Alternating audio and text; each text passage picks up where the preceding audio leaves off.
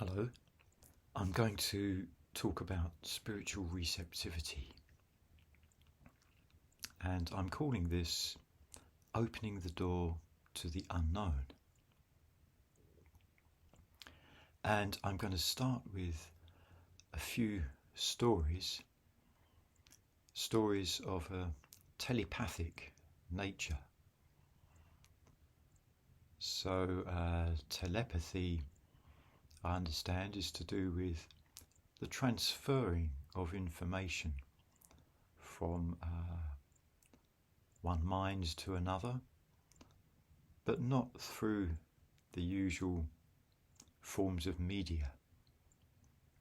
So the first story goes back quite a number of years now, the time when I was living in Halstead, and I was about a mile from home, just on my way back home, and suddenly a completely random thought came into my mind, which was that someone was about to stop their car and ask me for directions to Tunstead, which is a small village not too far away. And I thought, well, I was quite amused by this thought. I thought, oh, how ridiculous, you know. But we have these seemingly ridiculous thoughts all the time, don't we? And usually we just ignore them. So anyway, I thought I dismissed it, but then the next moment I found myself just thinking about, well, how would I get to Tunstead if somebody asked me? And of course, about a minute later, a car pulled up and somebody asked me how to get to Tunstead. And of course, I was really quite surprised, but at the same time, not so surprised. And I nearly said to the driver, oh yes, I was expecting you, but then I thought better of that, recollected myself and gave her directions to Tunstead.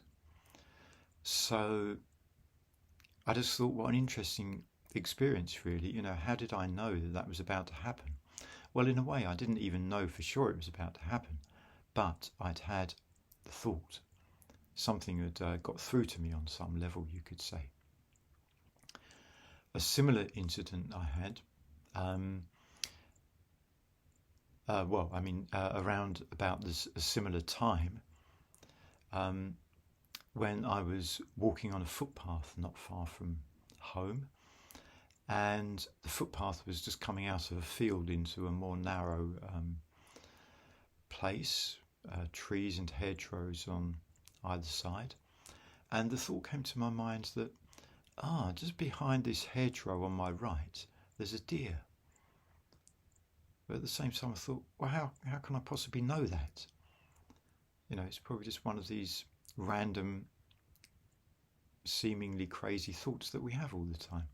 But anyway, I decided to check it out, so I proceeded very quietly and cautiously till I got to the end of the hedgerow, which was only a few yards. I had a look around the side, and there was a deer standing looking at me. And again I thought, well, how amazing, you know, this thought or this knowledge seemed to occur to me. It came from somewhere.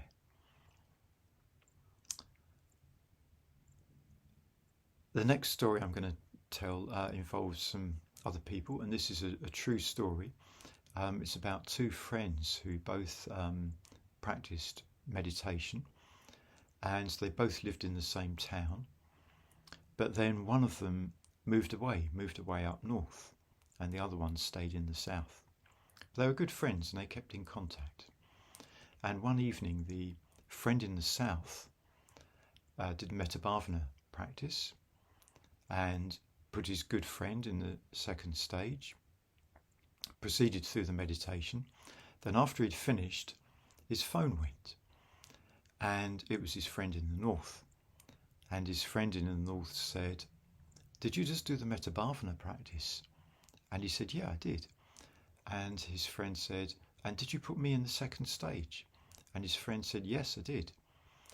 And so again, something was picked up by somebody, not through what we think of as the usual means of communication,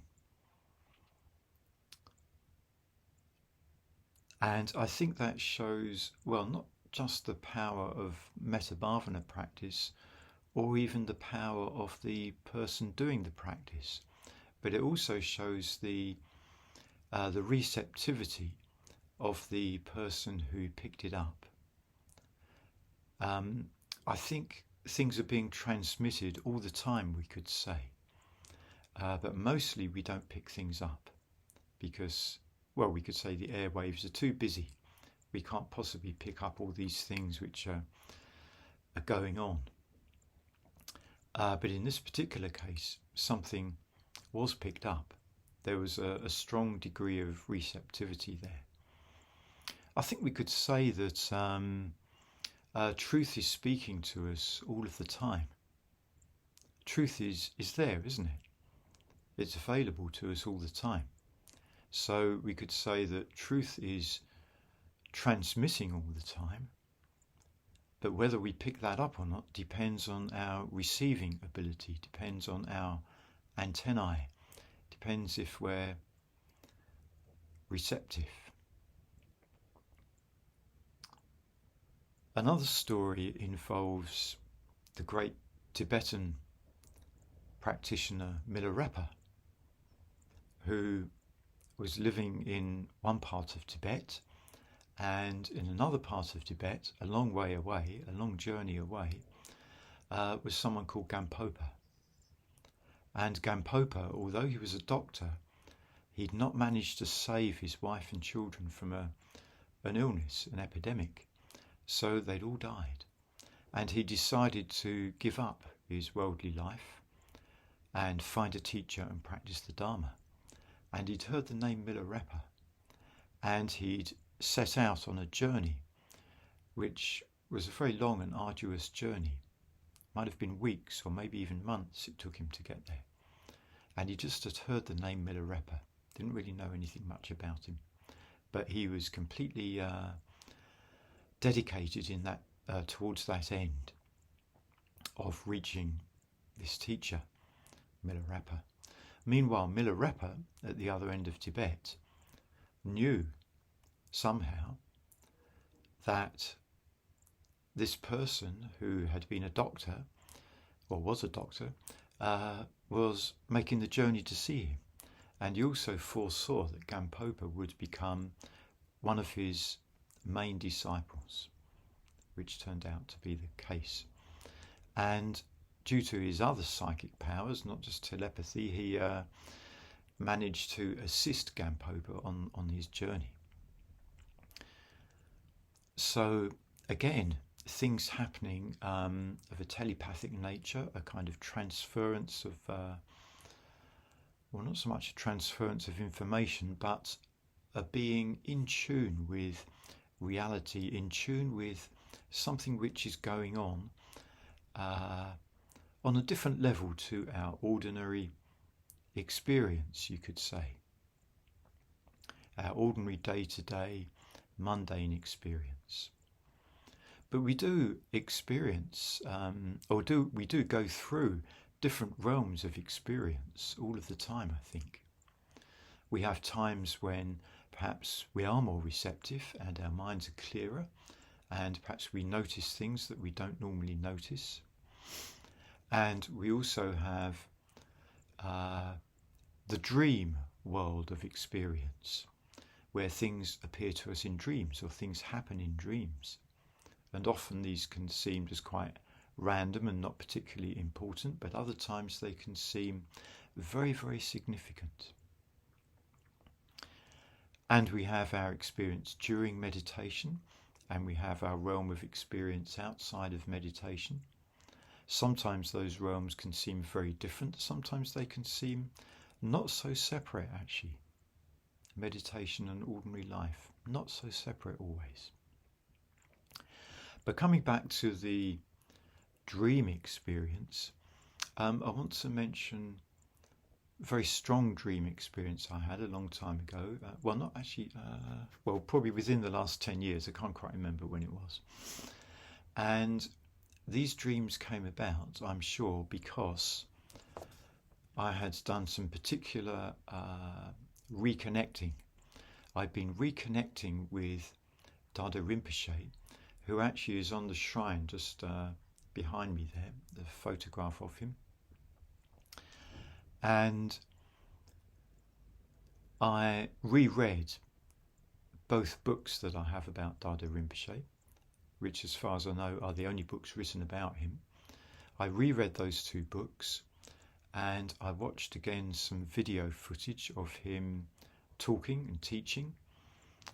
And I also rewatched the video of his death ritual. So it was quite a strong experience, really, all of this experience of Dada Rinpoche. It did feel like that. It did feel like almost a direct experience of Dada Rinpoche, even though he wasn't physically present. And I've never met him. I've only met him through books and videos. But anyway, at some point during this time, or maybe it was just at the end of this period, I had two very strong dreams in the same night, one after the other, both of which seemed to be revealing something which was very important. So the telepathic experiences I had earlier about the deer and the directions to Tunstead, they were both things that in a way seemed just very ordinary and mundane. But these dreams I had after connecting with Dada Rinpoche, they definitely had a content of spiritual truth, you could say. Without describing the dreams, because it would take a bit too long perhaps, I'll just say that one of them, the first one, was very much about the impermanent nature of all beings, how we arise and then we cease. And the second one was about letting go of attachment to the self, or actually a direct cutting off of attachment to self, it appeared to be in the dream. So they were very strong dreams, and the next day I heard that there was a retreat coming up about Dada Rinpoche, in particular teachings of his.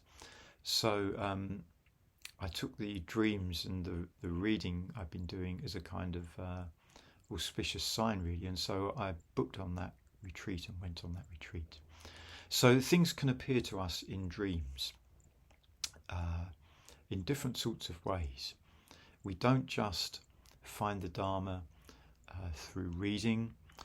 Dharma doesn't have to be expressed in concepts.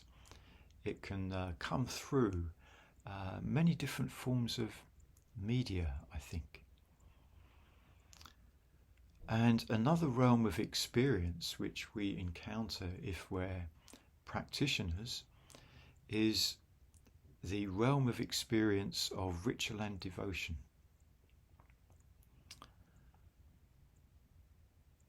Very important part of practice, I think. And why is it important? Well, I think this is important because I described it as a realm of experience, but in a way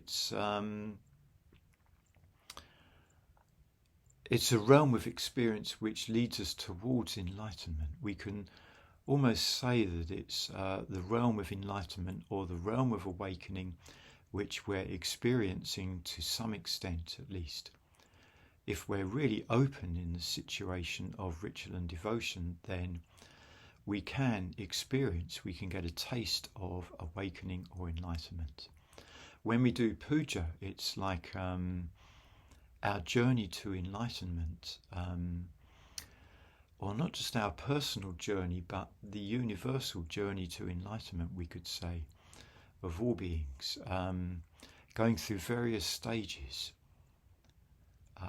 and being presented with things from an enlightened point of view, perspective. The sevenfold puja that we do in Tri Ratna is the Bodhisattva perspective.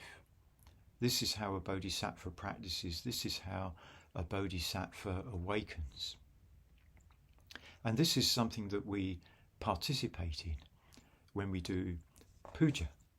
we take part in this great journey. But not just puja. I think also sutra readings are a form of ritual and devotion, and they're also a way of taking us into the realm of experience of enlightenment. Some of you will know that I'm a big fan of the Bodhivajra Sutra, and I've read this sutra out loud 3 times now, which has taken me a couple of months each time, just doing a small bit a day. And each time I've done it, I've found that experience to be very opening. It's been a very devotional practice, and it's partly because, or very much because, of reading it out loud. So more of me is involved when I read it out loud. I couldn't do it as a silent reading. I've tried reading bits of it silently. It just doesn't work for me. Reading it aloud brings it alive, brings it into my experience, gives me a direct connection with what's going on. And the Bodhivajra Sutra, again, is very much the Bodhisattva perspective, the Bodhisattva experience, or the enlightened or awakened experience, we could say. It brings us much closer to that realm. And I found it a completely, well, not completely 100%, but mostly I found it a very enjoyable experience, uplifting experience, dhyanic experience even at times. And it's as though these practices, ritual and devotion, puja and sutra reading, they, and perhaps other practices as well, they kind of take us to a threshold of something, I think.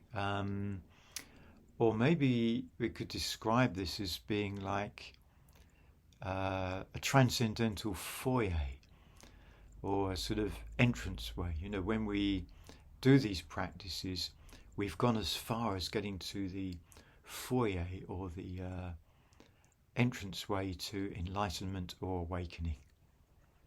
That's the next step, maybe, to go just beyond the foyer. But I think ritual and devotion can go a long way towards opening the door to the unknown, taking us to a place of spiritual receptivity. I'm just going to say a little more about what I mean by the unknown when I say opening the door to the unknown. Well, we can't really open the door to the known, can we? What we already know. If we already know it, then there's no door to open. It's already part of our experience. So we can't open the door to the known. We can only open a door to the unknown. We sometimes talk about going for refuge to the unknown. So we're opening the door to the unknown. We're opening the door to spiritual experience, something which is which transcends our current experience, which goes beyond our mundane or ordinary experience. Can still happen on the same, it happens from the mundane level. That's how we approach it. But then it transcends or transforms that experience into something which is always unknown. The French surrealist, painter and poet René Char said, "It's impossible to live without having the image of the unknown ever before one's eyes." And I've always found that a very inspiring quote. That's what I'm doing when I write music. I'm looking to bring into being something which is unknown. I can't know how that music is beforehand. I can't possibly know. I can have a sense of it, but that's all. And I may even have some concrete musical ideas, but I don't know what the outcome's going to be. I don't work from a formula when I write music. I have various methods I use, various tools, but I don't know the outcome. When I look at these images that you see behind me, the image of the golden Buddha, the image of the green man, I know them in the sense that they have some familiarity to me, but I don't know them fully in their depths of meaning. There's more they can reveal to me. And when I'm doing spiritual practice, whatever form of practice it is, there's always this unknown quality to practice. That's why meditation is different every time. We can't predict how our meditation will be. It's never known. It's a new experience every time, if we're open. If we are prepared for spiritual receptivity, if we're prepared to open the door to the unknown, then our experience is always fresh and alive.